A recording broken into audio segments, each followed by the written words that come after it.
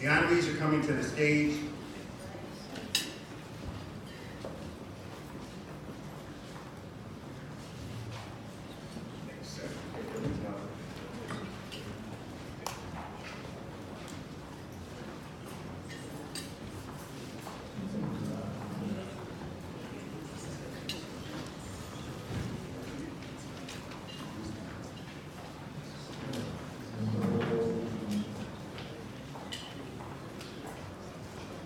Good morning. Before we get started, we've all studied, we've all read about Black history, and today we're going to hear about Black history. We're living it today, and we have some great people to tell us more about it. But before we get started, I want to call up our Executive Director, Helena Nat, and she's going to tell us about a little bit about some of our sponsors and chamber program. Helena? Good morning, everyone. This is such a great honor to be here. And first of all, thank you for all the honorees. And also thank you for everyone for coming here and supporting this great day and this great breakfast. First of all, I'm Helena Nat. I'm the Executive Director with the Greater New York Chamber of Commerce. I personally...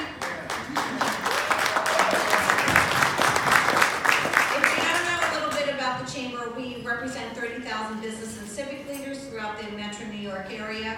We have someone answering the phones 9 to 5. So if you ever need any type of assistance, you'll get a personal voice behind the Greater New York Chamber of Commerce.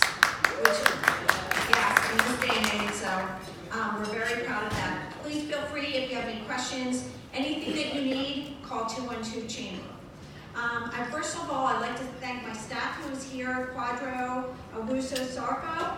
Where is he? If you can just, there he is, right back there, I can't see. Robert Winbush is here, Greg Kursov, Grace Katsev, and Tiara Fearon is here also. So I would personally like to thank my staff for assisting me. And most of all, besides our membership, we really appreciate our event sponsors for this breakfast. So we have New York RX card. It is a free prescription drug card. If you guys ever need a discount program prescription, it will save you up to 75% off on your prescriptions. Call 212-CHAMBER. We'll be glad to send you the card for that. We also have T-Mobile up there. Thank you, T-Mobile. Community partner with Greater New York Chamber. Lily Tran is our community ambassador. We're very proud of T-Mobile. We have Immigrant Savings Bank up there too. Great, Robert Peck, his team, Catherine Calamere. We really thank you for your support. And also we have Isabel Gomez upstairs, Health First. George Holtz is on our board, so we greatly appreciate Health First. We also have AM 90 and AM 570. They're around the room here. And also, I say, one of our honorees for the last is Mercy College is here, big supporter of us on our education committee. And I just wanted to explain how our education committee goes. We have a partnership with Mercy College, and we're really proud they're sending over interns. And we have 2 interns. That right now Tiara is an intern with Mercy College, and she came to us, and we are just so proud to continue the opportunity to give interns an opportunity to work for the Chamber of Commerce. And from there, it's a great stepping stone. We bring them into the business environment. So we're really, really proud of the Mercy College partnership and the part about education and giving interns the opportunity. So thank you very much, and it does work. So thank you again. Thank you, one other person, so sorry, for another person. And we would like to thank Jennifer Warren Esquire for sponsoring also. So thank you very much, Jennifer. Thank you, Helena. And as you all know, Helena makes the chamber go. So let's hear it for her. Well, today we've decided to have a couple of special awards. And the first one is from our good friend, Bill McCreary. He couldn't be here today, but you all remember Bill from previous Black History Breakfast. So Bill was a legendary newscaster and award-winning journalist. He set the standard. I have a quick Bill McCreary story. If you've heard it before, forgive me, but we were at a Caribbean American Chamber event in Brooklyn, and Obama was coming to the Hilton, and we had to get there on time. The invitation said be on time. The Hilton will be on lockdown while the president's in the building. Of course, Mr. McCreary couldn't get out of the room. We were late getting to the event. We're at a perimeter post. New York's police department said, Mr. McCreary, you're late. Go on in. They looked at me and they go, are you with Bill? I go, I guess so. So Bill became an honorary board member, and we came up with the Bill McCreary Legend Award. And he wants to give it to people that are leaders in journalism and get the truth out and have free and honest discussions. What's important about our Constitution is the fact that we can do that. And today's recipient, and also one of our co-hosts, because I know she has a show with so many shows, is Denise Richardson. But I want to give a shout out to George Pepper. I know Joyce and Denise do a lot of work. George Pepper from Salem Media, one of our sponsors with her 2 stations. So, Denise, we would like to give you the Bill McCreary Legend Award. Yeah.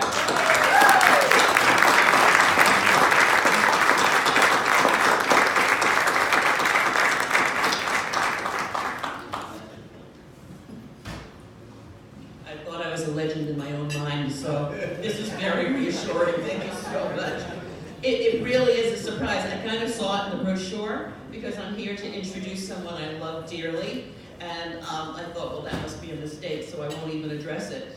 Now, I didn't prepare a speech, but of course I'll give you one. I co-host the Pledge Drive on PBS currently, and for years and years and years, and I also have a great radio show, Saturday nights, AM 570, The Mission, WMCA. Repeat after me, what did I just say? AM. Okay, come on. AM 570, The Mission. I'm concerned about this classroom. AM 570, The Mission, WMCA. So Saturday nights at 8:30, my show is called Fuel for the Spirit. And why did I name it Fuel for the Spirit? I originally, some years back, between 2009 and 2012, I had a show called Beyond the Bells when I worked for the Salvation Army. And in that, there was a segment called Fuel for the Spirit. So I would tell anyone from the Army who was on the show, as much as I love Jesus, we're not going to talk about Jesus in the first part of the show, but you can wax eloquently about Jesus in Fuel for the Spirit. So when I came to AM 570, WMCA, and we talked about this radio show, I said I want to call it Fuel for the Spirit because of the nature of the times. My show has nothing to do with politics. My show is all about inspiration, because I think we have more in common than the world would have you believe. Yes, I like that one person who agreed. Work with the audience. So I believe that wholeheartedly. And when I hear people's, there's so many incredible personal stories that I want to get those stories out. And I want people to hear that being an angel, or being a mentor, or being important in your neighbor's life, in the community, being important to your children, is important to us all. So that's where I'm going. I really want you to tune in, and when I ask you to call me, I really want you to call me and tell me what you would like to hear, and whether you think you would make a good guest. I'm also offering the opportunity to host your own radio show. You can sponsor the show. Well, wait till I tell you what it costs. You're very enthusiastic, though. For $600, you get to host a show, bring guests, and I introduce you and tag you. And the only requirement is that you be inspirational. We need more of that than we need what else is going on in the world. So, some of my background. I'm a former Good Morning America correspondent. I was a feature reporter at Fox 5. I began at 99X back in the day, then went to WOR Radio, then went to Channel 9, then went to Channel 5, then went to Good Morning America, then went to News Talk Television, and it kept going and going, and I worked at WLIW Radio, and it's been a great career, and I couldn't have planned it. So I say to young people, Listen when God taps you on the shoulder and brings you opportunity. I just kept walking through the door. And so now I'll turn it back to Mark. First of all, Mark, thank you so much for honoring me. I'm very proud, and I'm very happy to be with you all.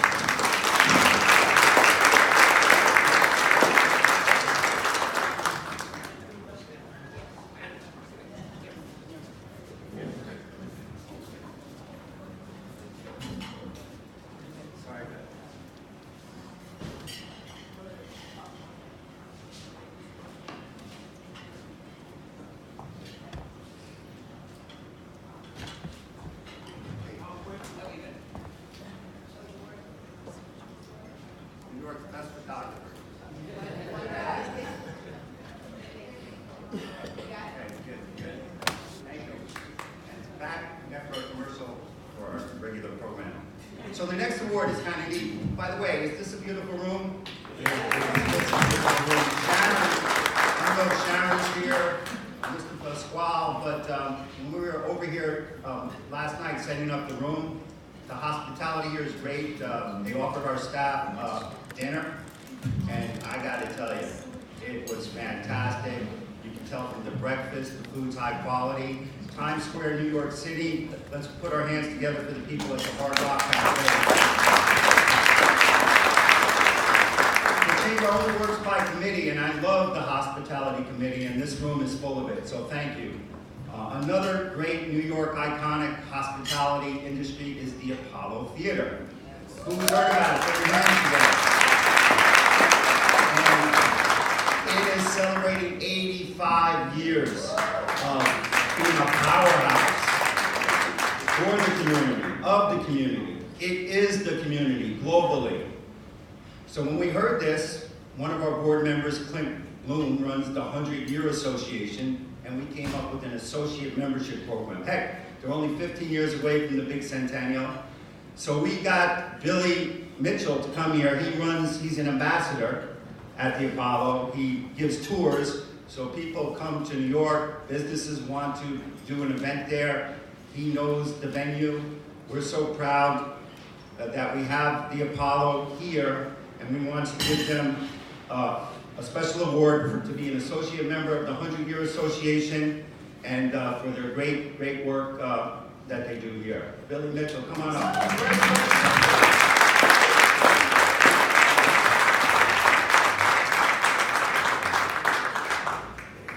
Everybody, and thank you, Mark. Thank you so very much. It is an honor and a privilege to represent the Apollo Theater today. As he said, my name is Billy Mitchell, and on behalf of our president, Janelle Proco, who's the president and CEO, who couldn't be here today, unfortunately, but I would like to thank the Greater New York Chamber of Commerce for this very important recognition. It's really heartfelt. As you all know, the Apollo Theater marks our 85th anniversary this year. And throughout our celebrated legacy, the Apollo has been a model of innovation, excellence, and creative catalyst, and anchor for Harlem, the city of New York, and the nation. The Apollo continues to celebrate the work of up-and-coming artists from all backgrounds, extending its reach internationally with initiatives like the annual upcoming Africa Now Festival, the Women of the World, we call the WOW Festival, and Twisted Melodies. Twisted Melodies is an important theater work chronicling the life and music of the one, the only Mr. Donny Hathaway, which opens in late May at the Apollo Theater. I have been with the Apollo Theater for about 54 years. And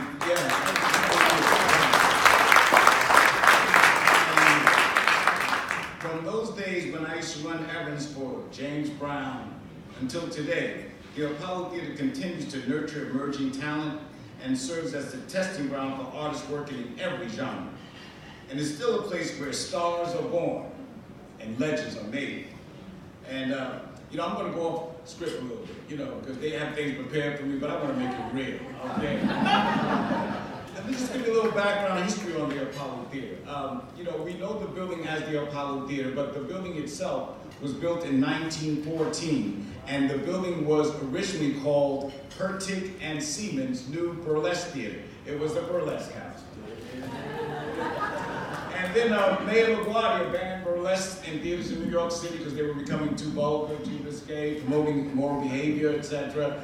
So in 1932, her Tickle-Seaver's burlesque theater was shut down. And in 1934, new owners bought the building. They renamed it the Apollo Theater. Now, this just happened to have been at the very end of the Harlem Renaissance, when black culture was brought to the Apollo Theater. All this wonderful talent, from fashion to music to dance to activism. And the new owners decided to show the world this incredible black talent. So the day that the Apollo Theater opened up on January 26, 1934, this Harlemite by the name of Ralph Cooper brought a show there called Jazz a la carte. It featured a black orchestra, black dancers, black opera singers. The audience was so impressed. Ralph said, "You think that's something?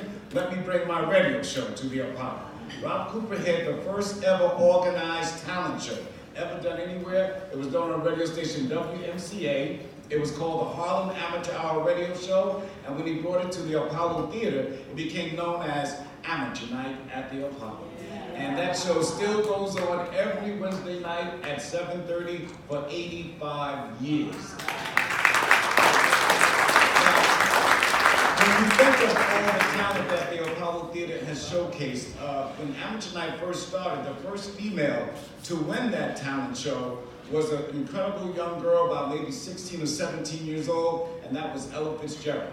So right behind her came Sarah Vaughan and Billie Holiday and Gladys Knight and James Brown and Dionne Ward, all on a talent show. So the Shipman family ran the theater until 1977, and then 1982, one of my mentors, God bless his soul, Mr. Percy Ellis Sutton. Mr. Sutton, Hal Jackson, and the Apollo Theater Investors Group, they bought the building and opened up the Apollo Theater. Mr. Sutton ran the theater until 1991. Now the state owns the building, but we run it as a not-for-profit foundation called the Apollo Theater Foundation. So if you're ever up in Harlem, and I urge you to come up to Harlem, check out one of our shows, come to the Apollo Theater. I'll give you a tour of the theater.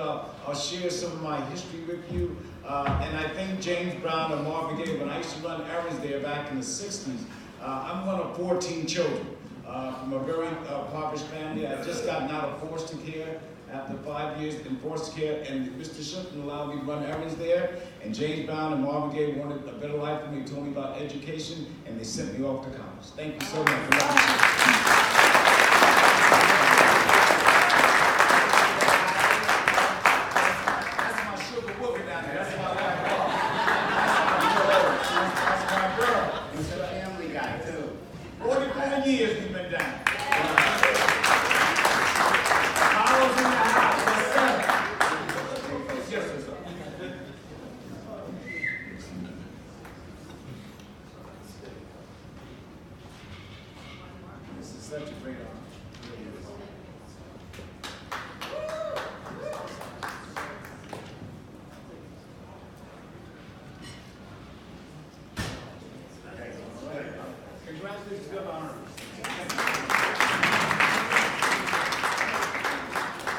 Well, Ms. Nat had alluded to the fact that we have Mercy College in the house. Now, I'm a Hudson River guy, born and raised in Westchester County, and Mercy College campus overlooks the beautiful Hudson, the new Mario Cuomo Bridge. You can see it from there, and it's fantastic. But when I met and heard that Mercy College was opening a new Manhattan campus, I was very fortunate that our next honoree, Dr. Brian Johnson, had reached out to the Chamber of Commerce. And what a great spirited person this is. He loves to educate people. And you'll hear it, you'll see it in his speech and his demeanor. He was the president of the Tuskegee University, academic excellence, part of Black history. And now Mercy College, like a jewel, will be able to train people to take jobs right here in the New York City area. That we hope to keep them, right, Alphonso? We're going to keep them here because we're going to have the best training, and we're going to, our education committee is going to have a stronger voice. And I believe we have some great interns from Mercy College. I know Helena's smiling more because they're doing heavy workload and they're very able. So I would like to bring up our partner, Dr. Brian Johnson from Mercy College.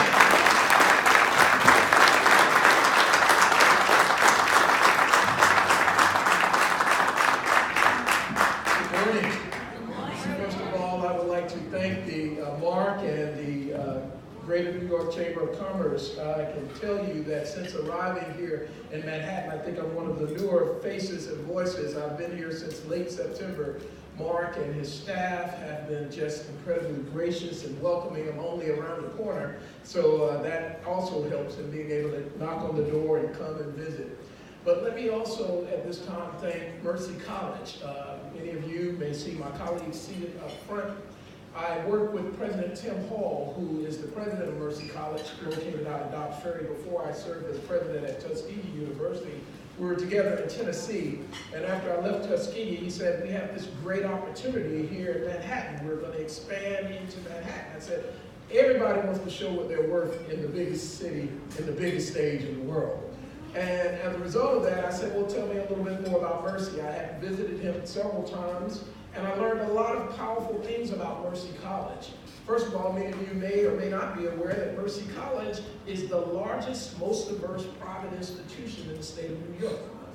Largest, most diverse private institution in the state of New York.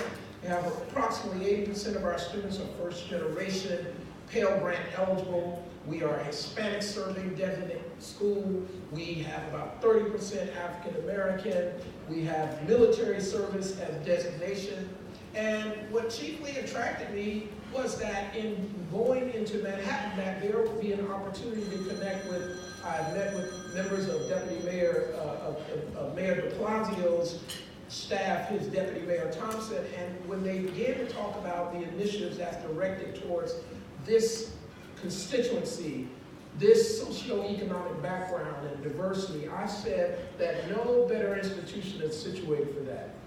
Briefly, I'll tell you a little bit about my story, just moving forward, that my career, I am a first generation African American, and I should say before I mention everybody else, my lovely wife has joined me here. I'm sort of flying solo in New York except on weekends when she comes to visit. She works out of the corporate real estate office at Bank of America, and so I've tried to get them to get her up here to visit me more often or when I'm traveling back. But let me just say I'm a first generation graduate. I attended a historically black institution, and my career has been shaped by two major influences who you may or may not know. The first of which is W.B. Du Bois, William Edward Burghardt Du Bois. If you do not know him, he's the only African American who's one of the co-founders of the NAACP, one of our distinguished co-honorees today, and I failed to also acknowledge you, all of you, men and women who I'm deeply humbled to be alongside of you. The other luminary that my career has been charted by is Booker T. Washington. He was the first president of Tuskegee Institute. I became the seventh. And both of these individuals in many ways link up to my current career here at Mercy Manhattan. They were both first generation. They were individuals who, if you know their history, they opposed each other on some ideological views, but in one thing they came together on, was that education, hard work, ethics, personal integrity was the key to anyone's success. And both of them spent significant time in New York. Both of them had significant roots and impact here in this city, and it's my deep pleasure to, in some ways, continue that tradition that has marked my life, but also to embrace the trajectory that's going to be here at Mercy Manhattan, which I invite all of you to participate in, and I look forward to working with Mark and the Chamber of Commerce and my distinguished colleagues and honorees in doing so here at this important time. Thank you all for this wonderful honor. God bless you.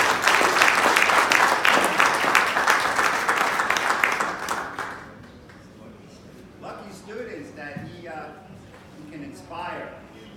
Okay, take some pictures.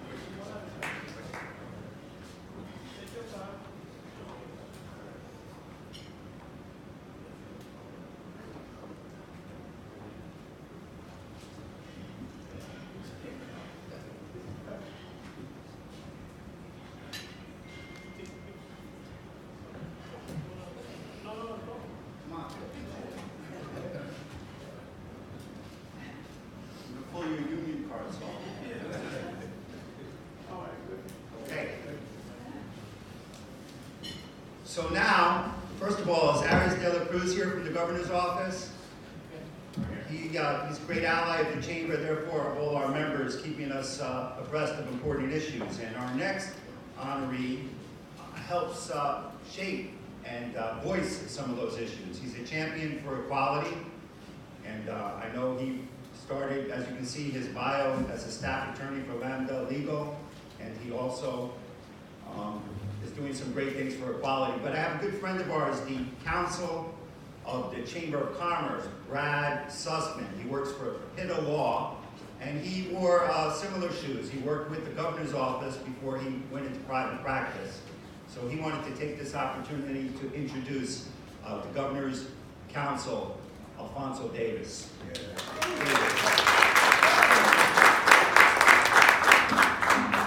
I just wanted to say a few words about Alphonso Davis, but first, I want, as Mark said, you know, Alphonso Davis is really, and this governor's office are really huge champions of civil rights and employee rights. And why does the chamber, you know, care about that? We care about businesses, not workers, and we care about workers because we care about businesses. When you have folks that are really fixed on leveling the playing field, it makes it so that businesses can thrive. Businesses don't have to race to the bottom. They can pay their workers, they can do things the right way, and that's why you need real referees that care about worker rights. So just a few words about Alphonso Davis. I was sort of a fly on the wall during his spectacular public service career. I was doing advance for the governor when he was the head of the Civil Rights Division at the Attorney General's office. And just, I'm sure you all know about Andrew Cuomo. I'm sure you've heard remarks of his before. And anytime the governor speaks about civil rights and speaks about human rights and speaks about justice issues, it's really his top priority. It's really something he cares very deeply about. It's he feels that New York State should be a laboratory for the rest of the country, that we should be the leaders in terms of social justice. And the person he appointed, both at the Attorney General's office and then as governor, to be the architect of that civil rights policy was Alphonso Davis. And he is just, he's become one of the top appointed officials in the state. But really, it's because he is the mind and one of the real leaders behind the governor's effort to be the real leader in civil rights and justice. So, without further ado, Alphonso Davis. Yes.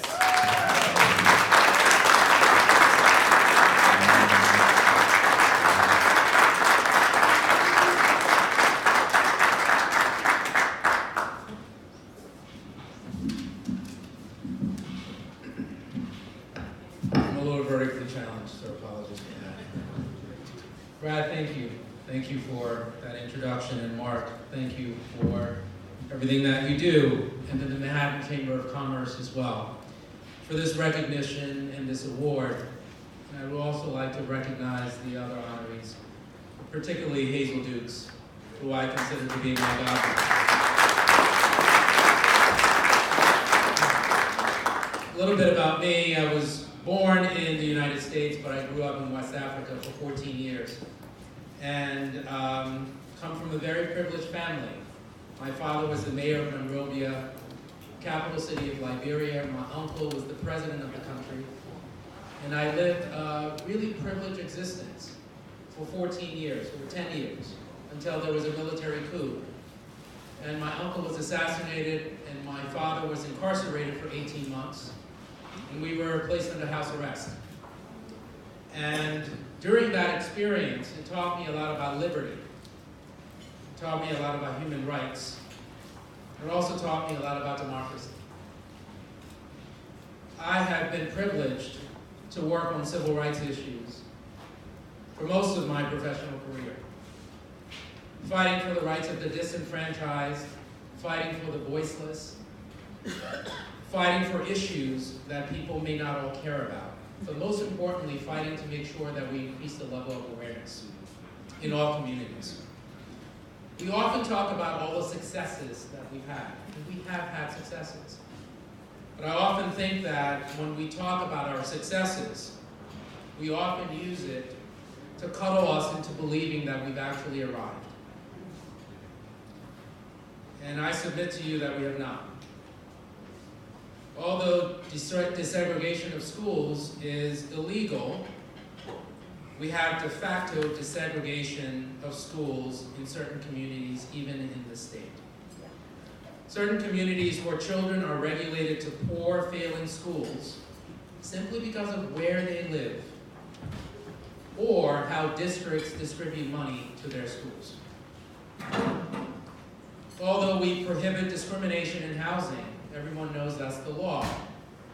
We still have public housing, even in this state, that fail basic health and safety standards. We also have laws in this state that discriminate against employment based on criminal history, those who are formerly incarcerated, primarily Black and Latino men. But some employers are still fearful of hiring them. And although we have the most robust minority and women-owned business program in the country, we have the highest utilization, we have the highest goal, we still have large employers, large contractors that create barriers for minorities and women in certain projects. These are barriers that exist, and they have existed for quite some time. They exist to the concept, and they are anathema to full integration. And the consequences are real. They're real for the workers, for the parents, for the entrepreneurs that are seeking to thrive and seeking to succeed. But they're also real for the successors that haven't even been fully realized. Which is why I do the work that I do, and I'm passionate about the work that I do. I sense in this time, in this presidency, in this federal presidency, that we are losing the sense of urgency. And we cannot lose the sense of urgency because it is so real for the people on the ground. We are often listening to voices that are creating noise. And we forget about what's important. Decisions are being made as we listen to noise. Rights are being taken away as we listen to noise. The constructs that we often operate in that we think are so well enshrined in our laws are being taken away as we listen to noise. And I appreciate those that are standing with us at the forefront, at the front lines, making sure that we listen to what's really important. Because if we don't, we will see that those rights that we think are afterthoughts actually become afterthoughts because they will no longer exist. And the work that I do, the work that the governor does, the work that many of you in this room do behind the scenes are so important. The employer that will take the risk on someone who's formerly incarcerated because they actually believe in fairness. The large contractor that will say, yes, I know you are a woman or you are a minority and you've been excluded, but you do have the experience and the expertise to do this job and I will give you a chance. That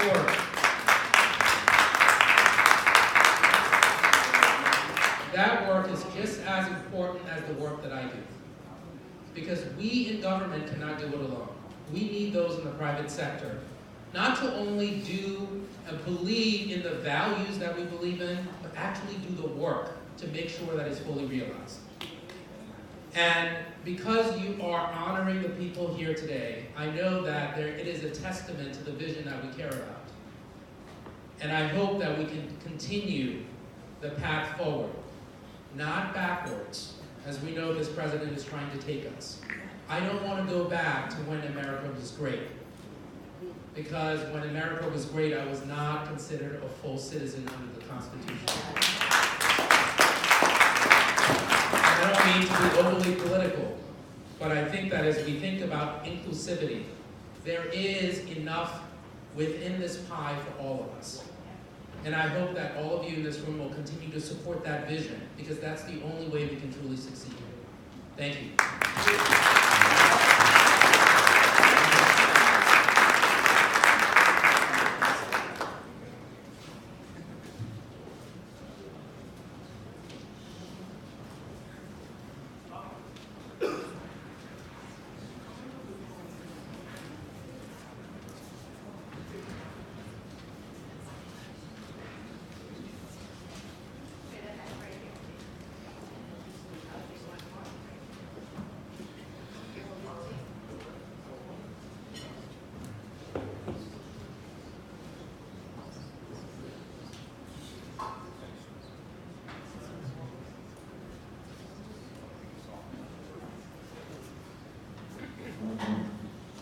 Okay.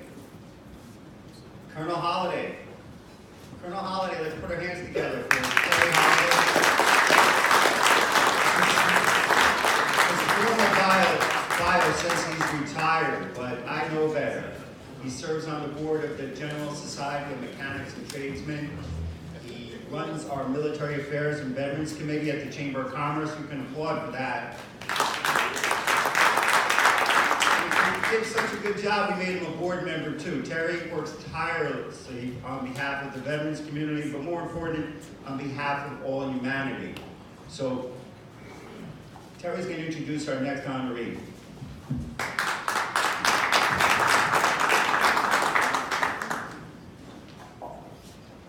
Hi, good morning, everybody. It's like so great to see like a lot of familiar faces. Angie, great seeing you again. St. John's University. I just have a couple of remarks that I want to make before I get into the General's introduction. Mr. Mitchell, I don't know if I've ever met you before, but I'm glad I met you today, all right? And you're wonderful. Now, I got to tell you, I was a kid, and we had a babysitter, and aunt babysat me, and we all got together because I had this uncle who was talented, okay? And he played the guitar. And everybody was going down to the amateur night to see him. But Sandman got him with the hook before he even got off the ground. And he did it in front of all of his brothers and sisters, and it could never be denied. You know, so he had to live that down for about 30 years, you know. And then also I'd like to tip my hat to the Apollo for the support that you've given the Classical Theater of Harlem. I'm a supporter of Ty Jones. I worked with his mother. Ty's mother was a senior master sergeant in the Air Force, and we worked together in the office in New York City. You know, so we went back a ways. I introduced, in case you don't know, Ty Jones he's like a director, a program director for the Classical Theater of Harlem. Very nice man. So I introduced him to my wife, and they said, you know, you've probably seen him before. And my wife said, yes, I have. I said, yes. I said, he's been a junkie, he's been a bank robber, he's been a thug. All of this was on Law and Order, and I'm going everything down, everything he did. And he was like sort of like that, but he was great, and the Classical Theater of Harlem is great. And one last, Percy Sutton, Oliver Sutton, and Basil Patterson, they were all fraternity brothers of mine with the New York alumni of Kappa Alpha Psi up in the city. So I think we had 50% or 3/4% of the four, the gang of four. You know, so that I just wanted to say that, and thank you very much. I also want to say we were listening to some very powerful folks today, and I believe that we have to understand history. Everybody's history.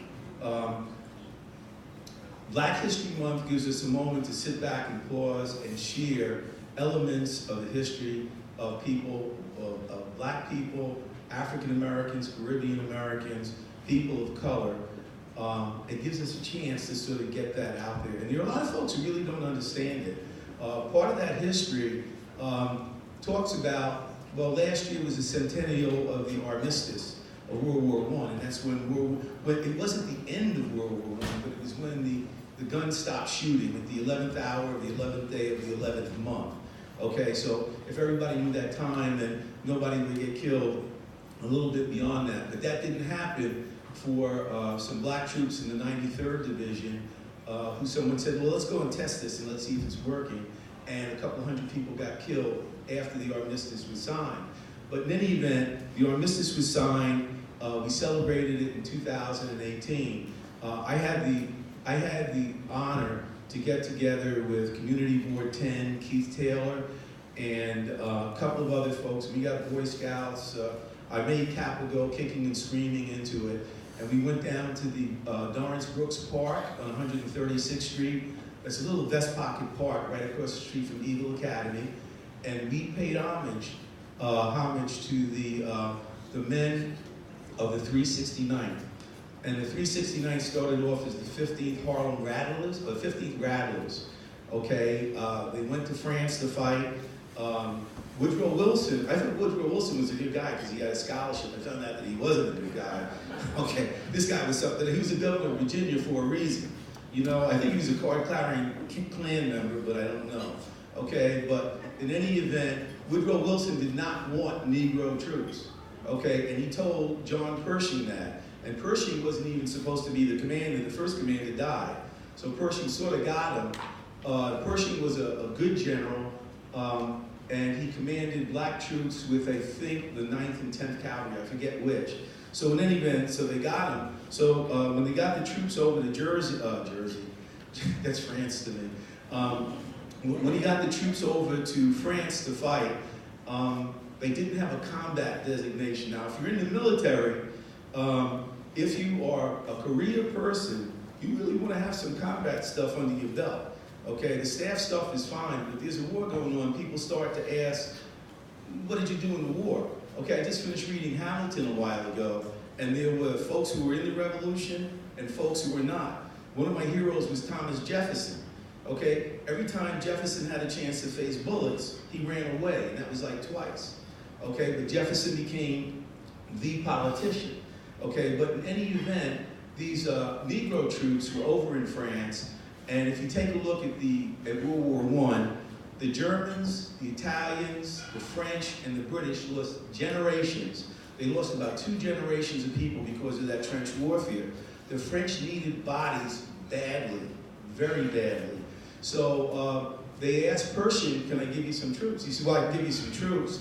But he didn't want to give up white troops, so he gave them black troops to be laborers and ditch diggers and trench diggers, and they could dig graves and stuff like that. But he gave it to the French 4th Army, but he didn't say you couldn't use them for combat. Lo and behold, the 369th becomes attached to the French, fights for the French, all right, and they're in combat, I think it was for 191 days. And 191 continuous days of combat warfare, okay? And that put them in the history books. And once you go into the history books and everybody reads the history, all right, you can't change the history, okay? The 9th and 10th Cavalry and the 24th and 25th Infantry went up San Juan Hill with Teddy Roosevelt, okay? And he said, oh man, these are the greatest guys in the world. These were the Buffalo Soldiers. But when he went to run for president, he forgot that they were even at San Juan Hill. It wasn't written in the history books, okay? So in any event, that leads me to talk about Brigadier General, sorry, General. I know the LES doesn't say Brigadier General, it says Major General. I'm sorry, but I'm glad you're not writing my OER today. Okay, in any event, the 369th has long been a standard of service for people of color and particularly people of Harlem. Okay, so the 369th, we had a chance to celebrate their service and also the service of the first black combat aviator. His name was Eugene Jacques Ballard. Eugene Ballard flew for the Lafayette Flying Corps, not the Lafayette Escadrille, but he flew for them, and he flew fighter planes. He flew like about 40 missions. He claims 2 victories, but I can't find any place that confirms that. All right, but in any event, he did, and he started off in Columbus, Georgia, went to France. As the Germans were coming in World War II, he came to Harlem, and that's where he lived, and that's where he died. He's buried in Flushing, He was honored by Charles de Gaulle in 1961, and he got a Legion of Honor with cross palms. And he was commissioned as a second lieutenant in the United States Air Force, I think in 1961, posthumously. And this, because what happened is that when the Americans came in, they were looking for fighter pilots, but they wouldn't take this guy. All right, so they changed their mind some 50 years later, as they did with Nita Roberts and Henry Johnson, who were two soldiers of the 369th, who were awarded the the Medal of Honor about 5 years ago, maybe more, 5 or 6 years ago, and everyone again was fighting that. And one last thing that I can say to you is that about 5 years or so ago, there was a commission that came out with the results of this, and they wound up awarding 24 medals of honor to people who had strange names, okay, or names that didn't sound like they were white, or whatever it was, okay? Jewish last names, German last names, and they were awarded these medals of honor, okay? And in any event, there's now another commission that they're trying to take a look at. What happens is that when you have a unit in the field and something happens, it takes some idiot like me to sort of say, oh, don't worry about that. Put that on the bottom of that stack. And that's what happened to a lot of these folks. Well, General James, Major General Nathaniel James, let me just talk to you about him because he's a wonderful man. And I can't forget his wife, Mary. Can you please tell her I mentioned her name? Because she's wonderful. Oh, yeah, you're going to talk to me, sir, okay? In any event, General James became the first African American to attain the rank in the history of the New York National Guard. And he was promoted to general, and the rank that he got, he was promoted to Major General. Okay, Major General is that 2 stars that you have, and when you come into the room, everybody listens to you. Okay, and in the National Guard, that was the top rank that you could get. In any event, he commanded them. He was born in South Carolina, but he was raised in the public school system in the Bronx, and he was commissioned as a second lieutenant in 1959 through the Army Artillery and Missile School, and actually he worked with my uncle, Hugh Mordecai, at the 369th. He told me that, but I haven't got the whole story about that. But let me just read this little portion, and I'll give you General James. During his 33-year career, James held a variety of positions and continued to develop his institutional knowledge of Army command, operations, and strategy. James' military education includes the Army Artillery and Missile School, Army Transportation School, Army Counter-Drugs Institute. In 1975, he became commander for the 369th Transportation Battalion, the 42nd Division Artillery, and the 42nd Division Support Command. Between 1988 and 1999, he served as the Assistant Adjutant General, that's the number 2 person in New York State, Headquarters State Area Commander, General James. Wow.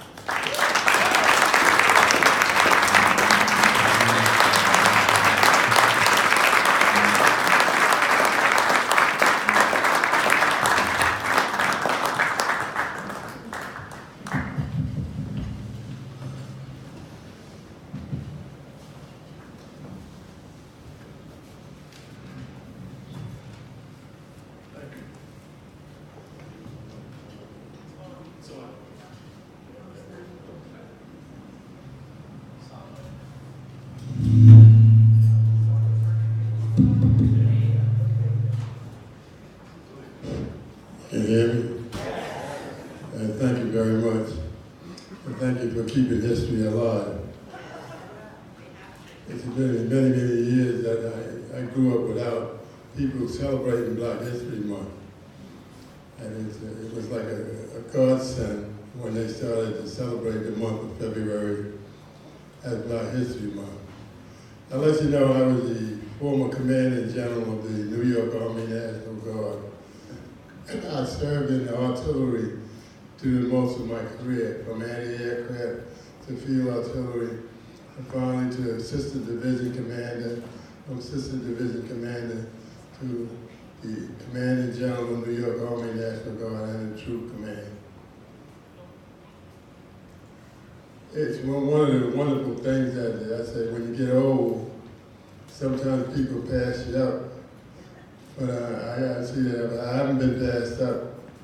When I was a young second lieutenant, I can remember us sitting in the room with me and two other second lieutenants, and we were discussing our careers, who were going to get ahead. Ended up, we said, I'm going to make general before you. Oh, I'm the only one that made it. So the second thing is, it's who you meet when you're coming up. People that give you inspiration, people that give you the will to go and do it more or do better. And I remember Chappie James, General Chappie James. He always said, get your credentials and put them in your pocket. You carry your credentials in your pockets, and when they choose you out, you can come forth and say, I have the qualification. That happened to me a lot. I had to have my credentials in my pocket to prove that I had the qualification to meet such rank. I can remember once in the 42nd Division Artillery, the Corps was brought up that I wasn't qualified to be the commander. And once again, I reached in my pocket and I pulled out the prefix 5, which was more than anybody else ever had. So it's one of those special things. And Jeff, if I know you were coming here, I brought that paper with me. And it's funny, I didn't know that you were going to be here, otherwise that would have saved us a trip. And the other thing, I'll let you know that one of my first commanders from the 369th was his uncle. Yes. I think he was a fireman. When I was there. And that's many, many years ago, but he was inspiring to get yourself qualified and move forward, and that was a real help. Now I learned one thing in OCS. I was a graduate of the Fort Sill OCS. I went to Robinson Barracks in Fort Sill, Oklahoma. And one thing they told me, you gotta learn to speak for 5 minutes. So we had this contest that on Saturday afternoon, when you're supposed to get a pass, they would give you a microphone and tell you, step up and tell them, what do you like about Lawton, Oklahoma? You had to keep things on your mind. Now, I can tell you this, you knew very little about Lawton, Oklahoma, but you had to make it up in your mind. Another thing they told me, if you speak over 3 minutes, nobody's listening. They're thinking about all the problems they got while you're talking, so I'm gonna cut it short. I'm not gonna keep talking unless you know. Keep your own thoughts, and remember, thank you for keeping history alive.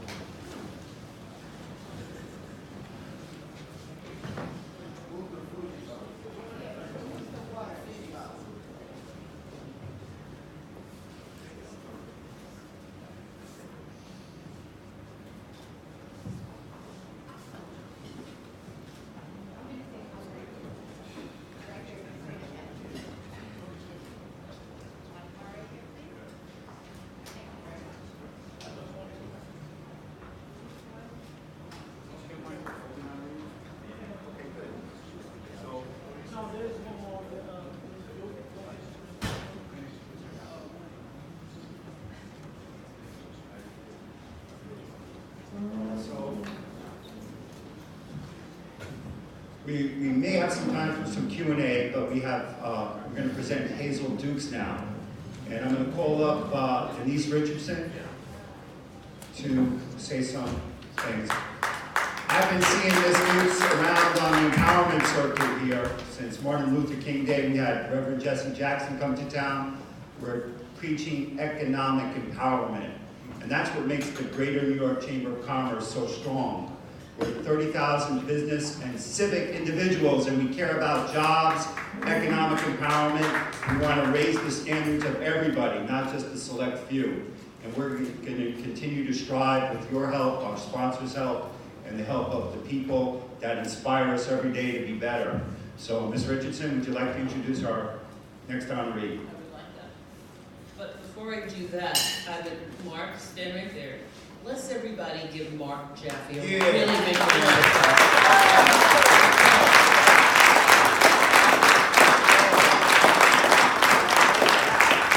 And the staff, please staff, stand up. Let's see who you are.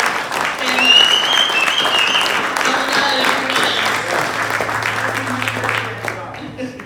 Are you members? Are the members here? Stand up. Nice. Let me also personally thank from AM 570, the Mission, and AM 970, Joyce Becker, my colleague who happens to be an account executive. She said to me, you have to come to the Greater Chamber. And I said, sure. And then I made the commitment to show up. And the important thing about showing up was Mark and the team reminding all of us that we're in this thing called life together. And the only way we're going to move forward, you know, we say, I believe the children are our future, teach them well and let them lead the way. I believe we all are the future. And there are lessons we need to learn, which is part of Black History Month. But I think Black History Month is every day of our lives. So we have to see these amazing people who've made contributions, but more importantly, we have to lock hands together and say, what are your ideas? What are my ideas? How can we work together? And so this woman, who I'm so proud to introduce, is amazing. I'm about to give kind of my age. I was 13 at the time when I interviewed her on the radio at WOR. You believe that? I got to preach for it. And when I interviewed Hazel Dukes, I knew her by reputation, but I had not formally met her. And when she talked about the work that she was doing in the community, I thought to myself, you know, what am I doing? I am a host of a radio show, I do street reporting, but what am I doing? This woman is on the front lines of changing other people's lives every day. And we said for umpteen years, Hazel, we need to get together. She never has time to get together because she's going from meeting to meeting to meeting. I mentioned the word commitment to Hazel this morning, and Hazel said, no, there are the 3 C's: conviction, commitment, and courage. Conviction, commitment, and courage. I have a friend by the name of Carol Hall. She says, what we need these days is to be prayerful, informed, and engaged. Prayerful, informed, and engaged. They would make great friends. Dynamic, outspoken civil rights activist Hazel Dukes. Through it all, she says, God has given me the strength needed to run my race. And what a race it continues to be after 50 years. President of the NAACP's New York State Conference and past president of the National Association for the Advancement of Colored People, Dr. Dukes' dedication to the struggle and the work of the NAACP has not wavered. She's been on the front lines of winning battles for civil liberties, human rights, and social justice. The prescription for her success, she says, can be found in a book she co-authored with Dr. Frances Bisbane entitled Through It All. Born in Montgomery, Alabama, Dr. Dukes set her sights on teaching and attended a teacher's college there. In 1955, her parents moved to New York, and Dr. Dukes ended up attending Nassau Community College, where she majored in business. Education being near and dear to her heart, she worked in LBJ's Head Start program, and in 1966, became the first African American to hold a position in Nassau County's attorney's office. As long as there's work to be done for others, Dr. Dukes does not rest. Early on, she was a member of the Democratic National Committee from New York from 75 to 93, a delegate to the Democratic National Convention in New York from 1976, 80, 84, 88, and 96, and member of the Rules Committee. That's early on. Today, Dr. Dukes, a woman of great strength and great courage, is president of her own consulting firm that specializes in public policy, health, and diversity. Now, there are Hazel-isms. Our friend Hazel believes that you must do what's right, regardless of the personal cost. Dr. Hazel Duke says without regret that if she started her life all over again, she would do the same things without regret. How many of us can say that? There are current issues she's involved with, including, we were discussing voter registration and NYCHA. And when you brought up NYCHA, Mr. David, I thought, can you imagine if every person in every NYCHA building registered and voted? Wow. Then see if they get money to fix those buildings. Current issues include fiscal equity, legislative initiatives, and increasing the numbers of youth and young adults in the NAACP's New York State Conference. You can hear the rest of her story on my radio show this Saturday night, Fuel for the Spirit, on AM 570, the Mission WMCA. Please stand up for this lady. Dr. Hazel.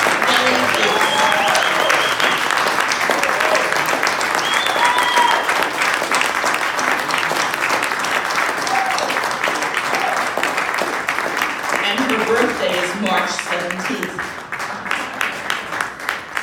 Good morning. Thank you very much to Mob Jaffe and the members, officers of the Greater New York Chamber of Commerce. This is the last day by calendar that they said we celebrate African American history. Let me tell you, Mark, you've outdone yourself for the honorees today that you have here.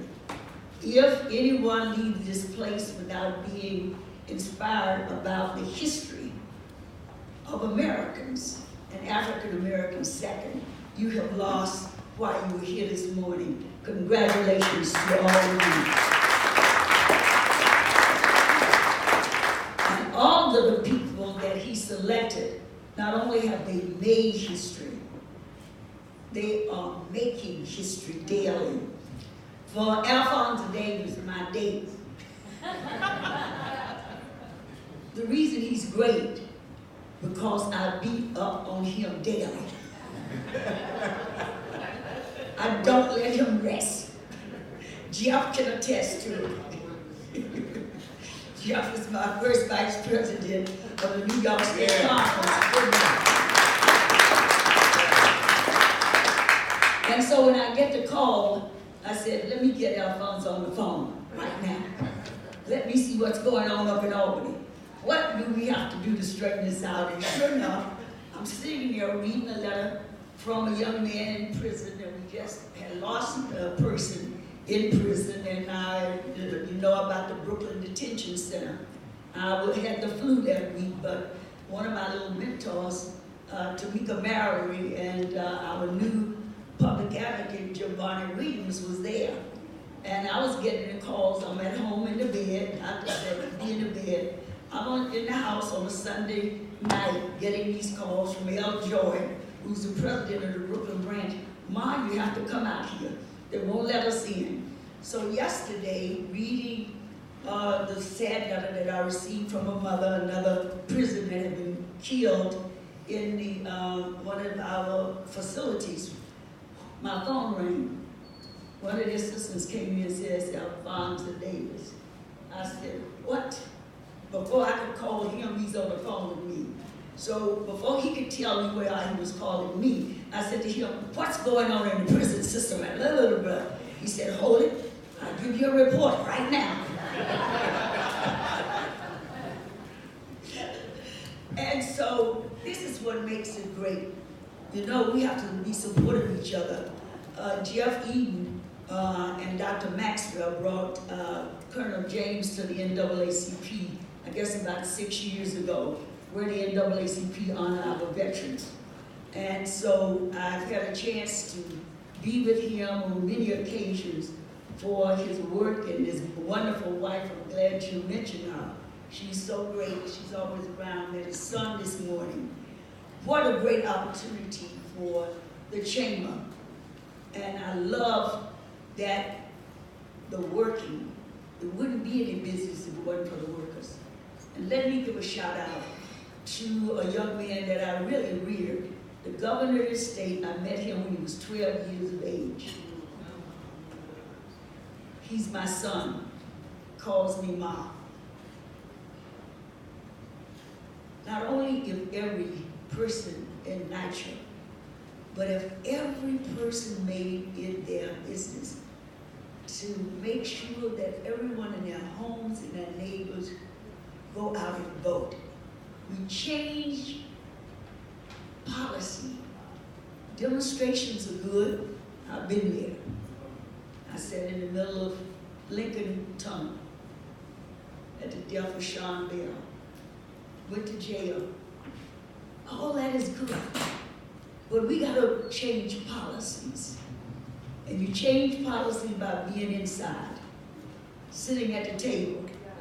You change the policy when you can call the council who directs the governor on what the issues, not direct, but the people who are out there doing the work every day and saying this is good policy, not for any segment. The NAACP has just celebrated 110 years. Yeah. 110 years.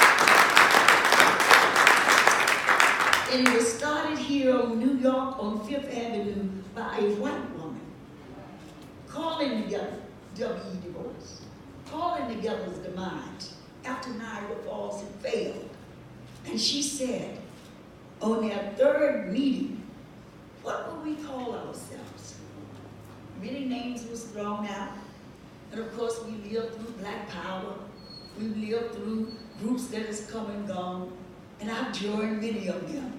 But I've stayed with the old ship of Zions because it says it's the National Association for the Advancement of Colored People. Look around this room. I don't see any white people. I see people who are light-skinned. So the National Association for the Advancement of Colored People is just like the beautiful salad you want to make. You want a beautiful salad, you don't have all greens in it. You have every color that you can find. You put the green pepper, the yellow pepper, the carrots, the nuts, and you put it all and you have a beautiful salad. And your beautiful floral piece is never just one flower. It's not all roses. You mix it in with lilies. You mix it in with orchids. That's what we do. That's what we do. African Americans have always been great. You wouldn't have these lights. You wouldn't be able to cross the street. You wouldn't have a washing machine in your home. In the arts, we've been there. That's why America is great. And when we can bring us all together, be inclusive. Not about your race, not about the color of your skin, about the content and your character. What do you bring? That will make and keep America great.